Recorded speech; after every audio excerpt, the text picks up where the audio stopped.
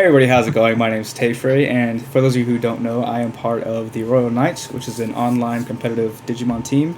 And today we're doing a deck profile and discussion with one of my teammates. His name is George. George, go ahead and say hello.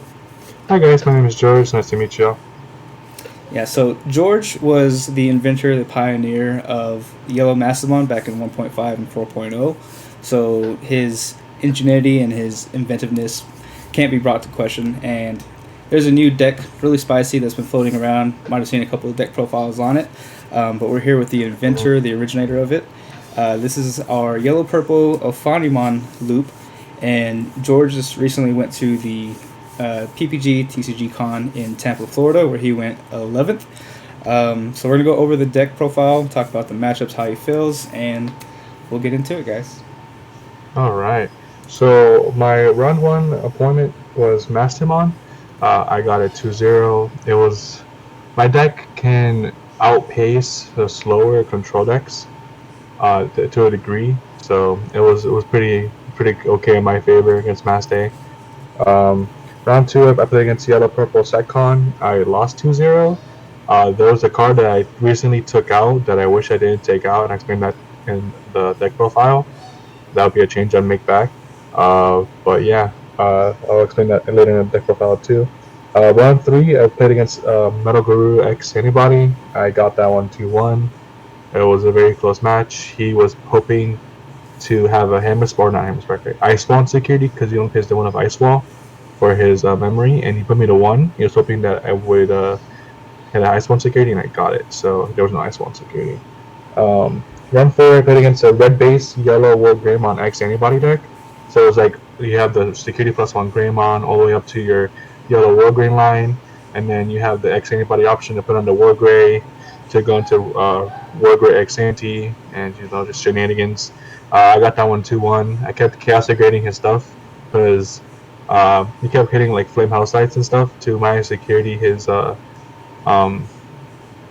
red World Grey X, and on the crackback I just degraded and he does it again. I go okay, my security and blah blah blah.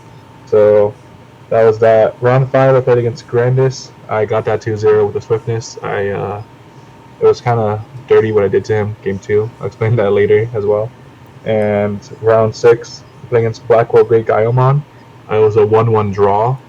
So it was game 3 and we were in time, and I was not able to close it in time, so it was a draw. So I ended the day with X1-1 record, ending 11th place. Yep.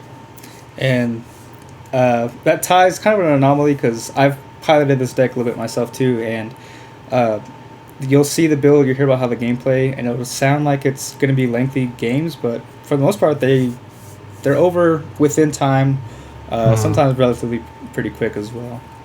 Yeah, exactly. But I mean, the deck does a lot, so if you know how to pilot it extremely well, it shouldn't take that much of a time. But of course, it was a grindy game for our last match. It was round 6, so we're both trying our best to, get our invite for top 16. So we ended up with a draw. So that's how was the tournament. So with the eggs, I play 4 Demi-Maramon. You don't need a 5th egg. Never see myself needing like a Nearmon or a Jamon.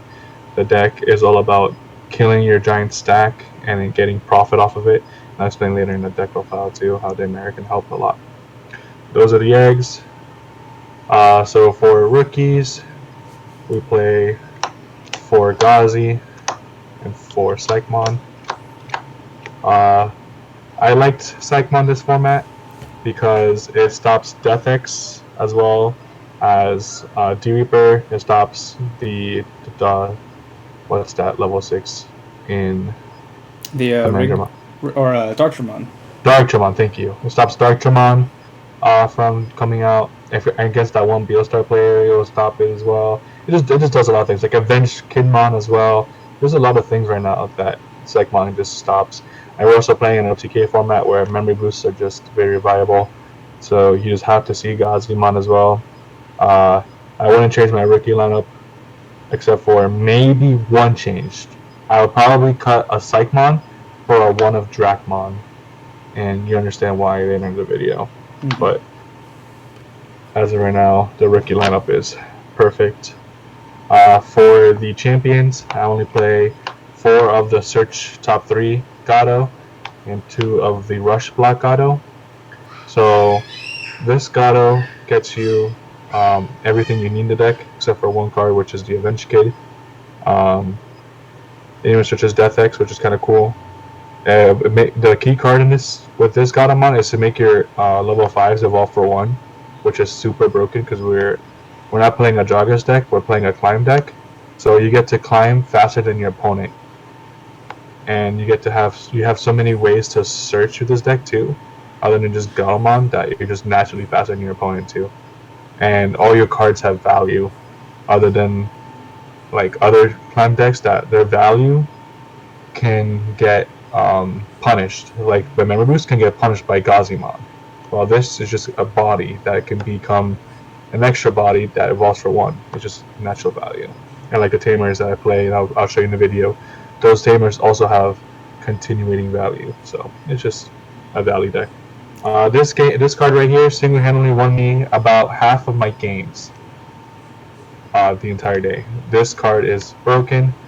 I hard played this card like twice to swing for game, and I revived off Ophanimon at like a billion times yesterday. This card's broken. It's literally a Bushiagamon. You need to see it. Yeah, and then the fact that both of them are both yellow and purple. When we get to Ophanimon, we'll see. But having a purple source, it doesn't feel terrible hard playing these 2 cards and then digivolving over them because they'll trigger both of Ophanimon's requirements. Yeah, stick delete level 4 as well as recover, which is strong. For the level 5s, for Angel Woman starter deck, not only does it have a very strong on-play effect to give a security minus, her inheritable to give security +1 is ridiculously strong as well, because you naturally have a purple Digimon over her, because you play the Ophanimon as well as the one of Mastimon, which I'll explain to later when I get there. But yeah, she's always going to trigger her security +1, and even if you have, like, let's say an Angel Woman X anybody over her, all her requirement for her inheritable says if you control a purple Digimon. So even if you have a purple rookie and Angel Woman X anybody, you can swing for 2 checks with AK, which is very strong too.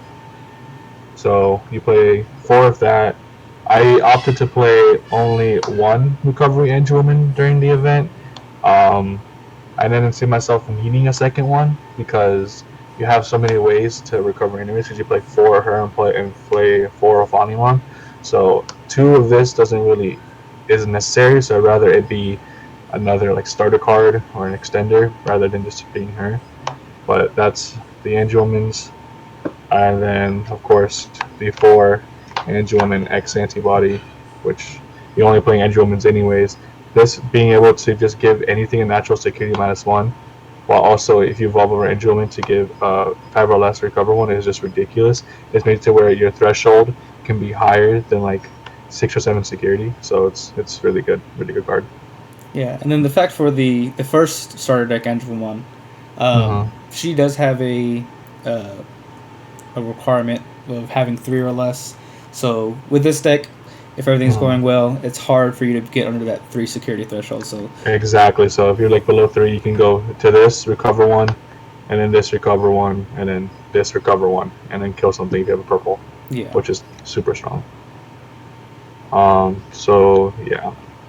For the level 6s, it's 4 Ophanimon, the heart and soul of the deck. This card is what you need to see every time. This gets you so much value.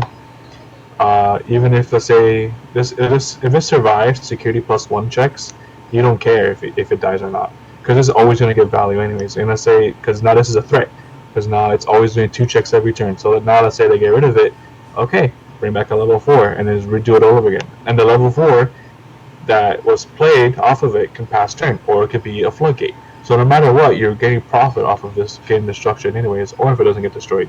Either way, this is always going to be a threat. So this card is amazing, this format. So that's the reason. And then, of course, the one of Mastimon to close games and bring back Black Auto. This one Mastimon evolve can do essentially 4 checks, because you trash one of the securities, and if you have the security plus Angewwoman under her, that's 2 checks, so that's 3 security right there. And if you bring back a Black Gato, that's 4 checks. So this one Master Evolve literally can swing for 4 checks, which is ridiculous. So that's the one Mastemon. Of course, the one Avenged Kid, because you're going to see a lot of options in this deck. Just in case you are in a grindy scenario where you need to, slow down a bit because you are playing a lot of search cards that mill. This helps a lot to get you back on track and not deck out and win the long games. We are playing the one Death X. I didn't see myself needing more than one. One's perfect. This card single-handedly won the Garuru X Ante matchup. He didn't see away Garuru, so he hard played 2 Gabus, and then he already had like 2 Cool Boys on the field. So I just hard stand this, and then he just auto lose from there to game 1. So that's a really good card. Yeah, for anyone who doesn't know, Death X reduces the cost by 3 for every Digimon and Tamer that the opponent controls. And then you de-digivolve everything on board, and then everything that's a level 4 or less gets destroyed. And then at the end of your opponent's turn, they delete their Digimon with the lowest play cost. So this thing is just a menace. And we'll see here in a second, it's also recyclable too. So one is really good. Yeah, you don't need more than one. For Tamers, triple Analog Youth. So let's get back to the story. I was playing against Greeno TK at Grandis. I had 2 Gazis on field and an Ofani. He had 3 security, but he also had the green rookie that says I can't play Digimon off card effects. So I had triple Cool Boy on field. I swung Gazi, it was nothing. Swung Gazi, it was nothing. And then swung Ofani, it was nothing. So I needed one last check to win for game. So I played my Calling from Darkness to delete Ophanimon, went to 2 memory, because I already had a Kari on field. And then triple Cool Boy to go to 5 and hard play Black Auto for game. So that's really strong. The Analog Boy also being able to add any color is also strong too, which is why I'm going to keep it at 3, because there are times where you want to grab the Avenged Kid Mon so that Analog Youth can add you the Avenged Kid Mon while Mako can't add you Avenged Kid. So I'm going to explain later the cuts I make for the deck, but 3 Analog Youth is mandatory. Being able to just also hatch a new egg and raising, because this deck does apply a lot of pressure with security +1s, as well as bringing back this like bodies and bodies. So being able to just keep applying pressure about getting a new egg and build a lineup again next turn. Triple Analog Youth is mandatory in this deck. I want to cut it. For the other Tamers, of course, like I mentioned, we play Mako. I'm going to cut her down to 2. 3 is good, but I think in this deck 2 is the right number. It was nice being able to just tap her to gain extra memory as well if I play like a Black Auto to keep my turn and stuff. But I think I already have that with Analog Youth, because the whole deck is just revolving around deleting your Ophanimon.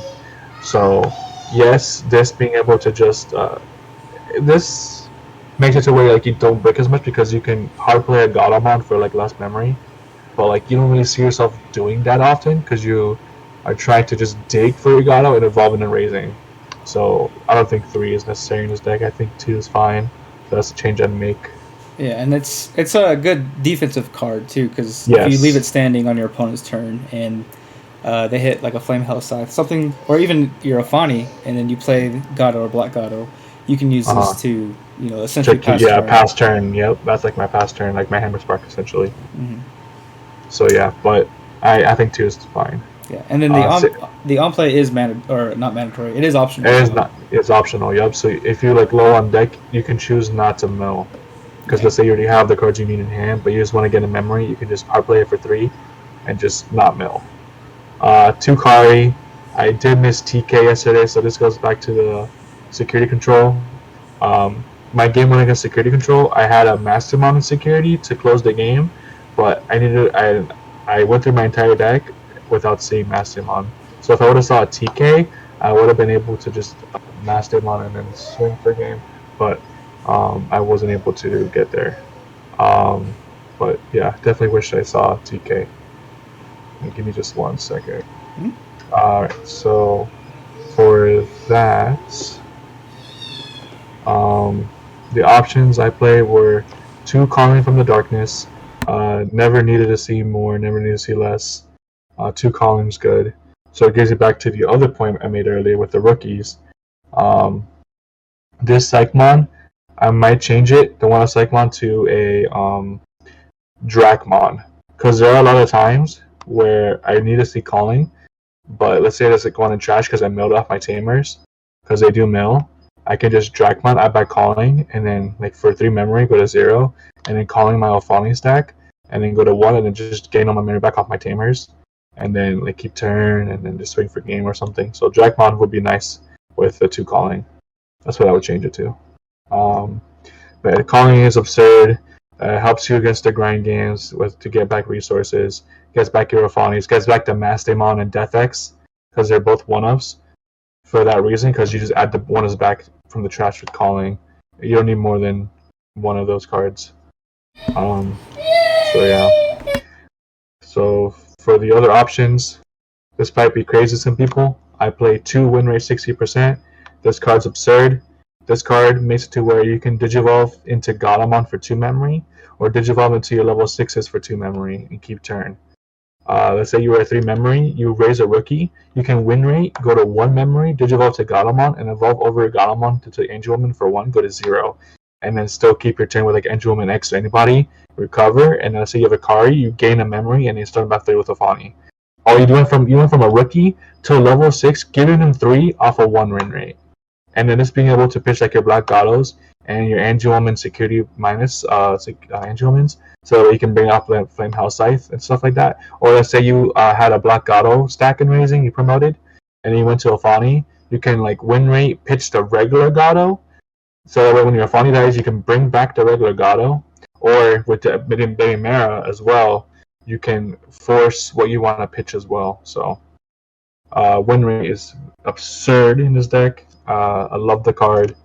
I'm a huge fan of win rate, and I wouldn't cut it down to a 1 or bump it to 3. I think 2 is perfect as well.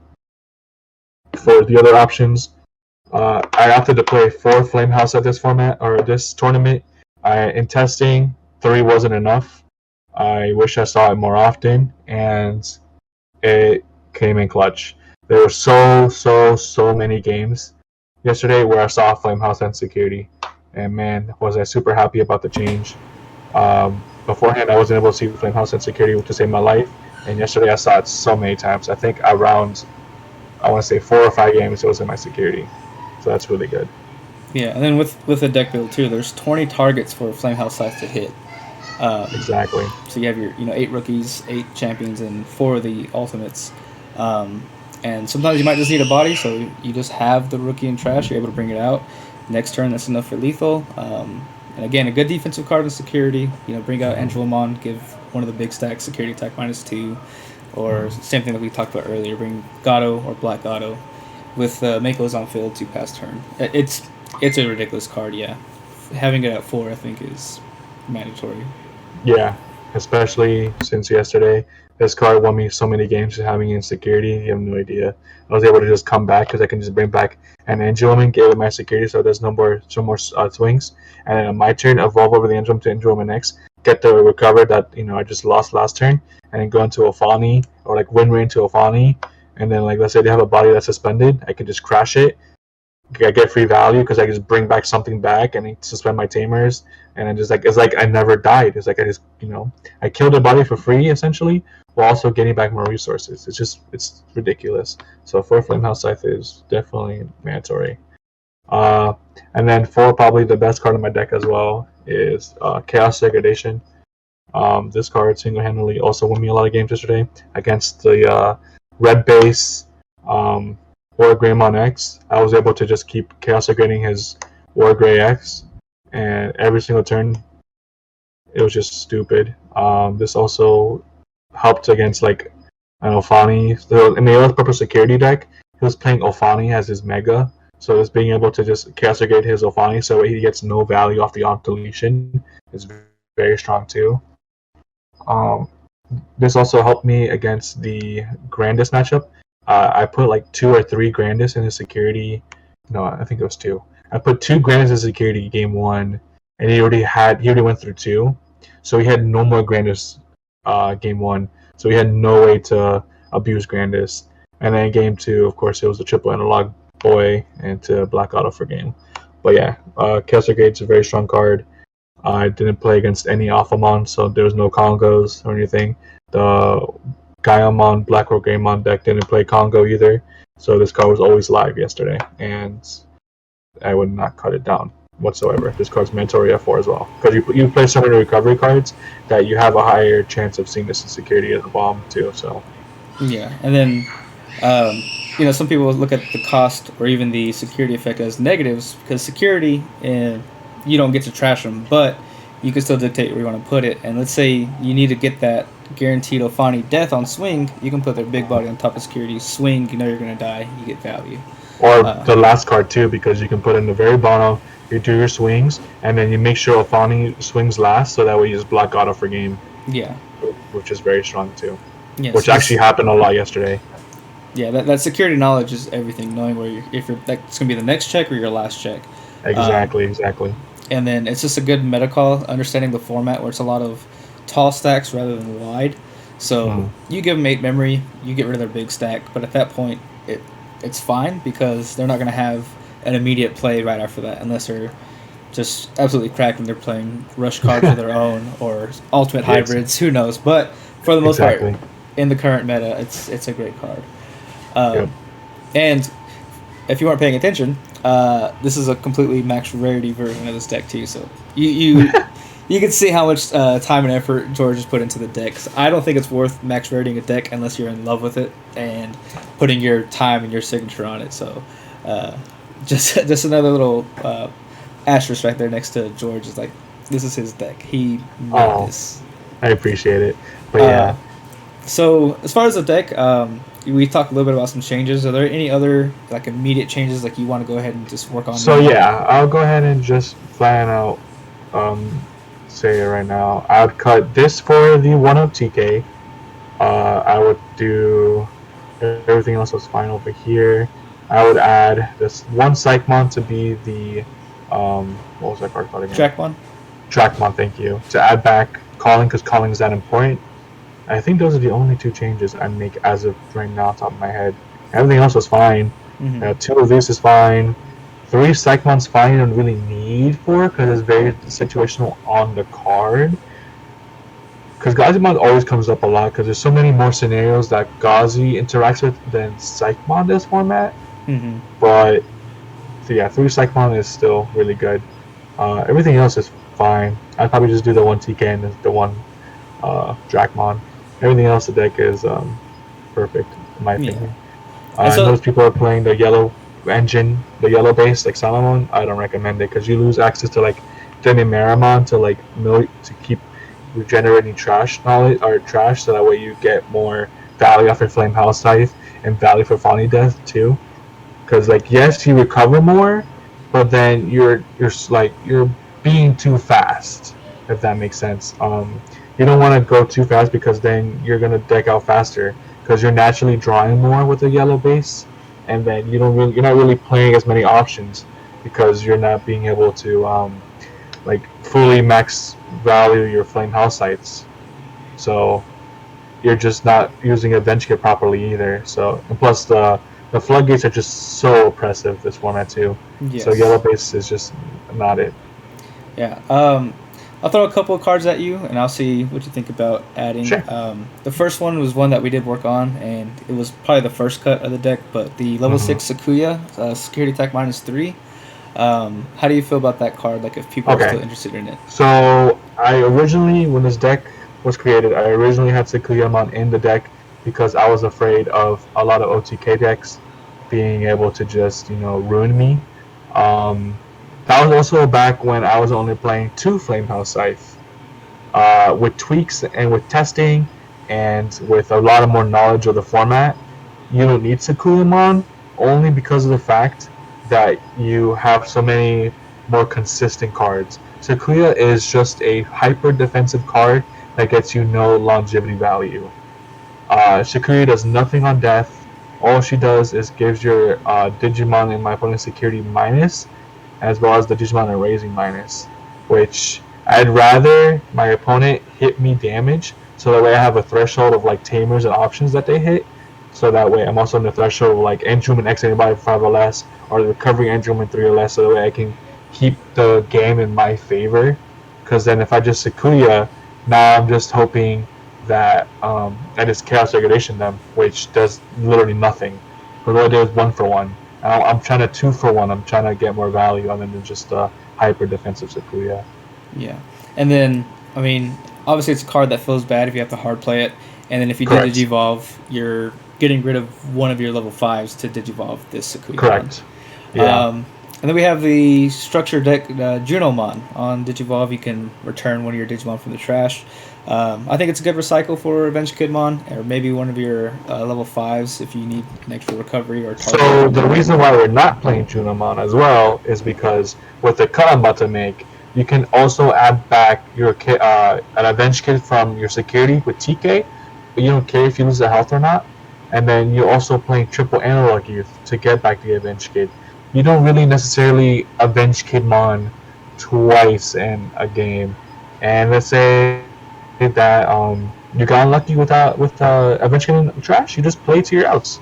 You don't aggress them too much because you don't want to keep trying to deck yourself out, and you just want to be able to be in a healthy security range, so that way you're also not getting rushed down and like under pressure as well. So you just kind of play it a little bit more defensive than offensive, while also letting them like you just abuse your chaos regulations more, the ones you have in hand that are just sitting in your hand. So like you digivolve one time and then like play a team or not a team, or you play like I don't know a rookie pass. So that way when they try to build up their stack, they're slowly killing themselves because they're going to be digivolving more. They're going to be drawing more cards from their deck. So soon, eventually, they're going to be the one decking out, and you're going to be the one in the winning position because you're just slowly killing them away with flame house sites and chaos degradations. Mm-hmm. So Junamon hasn't really been a thought in my mind. Like, man, I wish I had a Junamon here. You just gotta play your deck very intelligently with resource management and deck knowledge and deck cards in deck as well. Yeah. Okay, and then last questionable card. I know you've already told me that you're not a fan of the card, but we have Ordinemon plus any other level 6 like a Regulumon or anything to end of turn Jorgris. I know the main idea of the deck is not to be your Jorgris deck, which Jorgris is a little bit slower in this format, but just the effects of Ordinemon, being able to pop things, recover, and then trash their security to bring it back out. So with Ordinemon, if you haven't noticed, both of these cards don't destroy cards. This DP reduces, this puts a Digimon security. There's too many Digimon right now with the X antibodies that they protect themselves from card effects. And you don't want to be in a scenario that you have an Ordinemon in hand and you can't even use it, so now you just have a dead card in hand. You want to have a majority of hand as live as possible, and you get no value off of Ordinemon if it's just going to survive anyways because of the X antibody inheritables.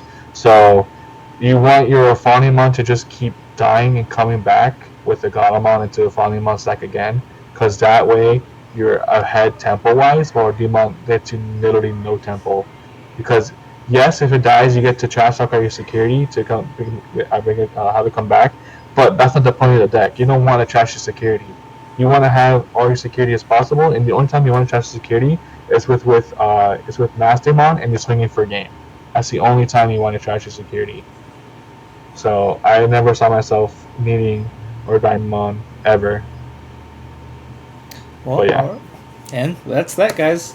But like we said at the beginning of the video, we are part of the Royal Knights, and anything we're doing is we are offering coaching, and George is going to be one of our coaches. So if you want to try this deck out and kind of see, different intricacies or matchups, because this is a very situational deck too. Like, it seems like it has a singular point of like recover security, get those option cards in there. But there are matchups where you got to really think about when it's time to recover, when you want to aggress, when you want to get rid of their stacks. So we have George as a coach. We also have Izzy, Mario, Eddie, and Moonrose. So in the description, we'll have a link to the Discord. So yeah, come on by and join. Hit up our coaches, see if they have a time for you, and Also do weekly Winamat tournaments with our Sakuyamon Maiden Mode mat. Very beautiful mat designed by Zach Roy. And just come in there, chat with us, pick our brains, get some coaching, get some kite testing. It's all great. But other than that, George, anything else you'd like to say? Nope, just huge shout out to Roy Nuts for being probably the best team ever. Love every single one of the boys. And yeah, thank you guys for watching the video. Yeah. All right, guys. Thank y'all. Yeah, have a good one.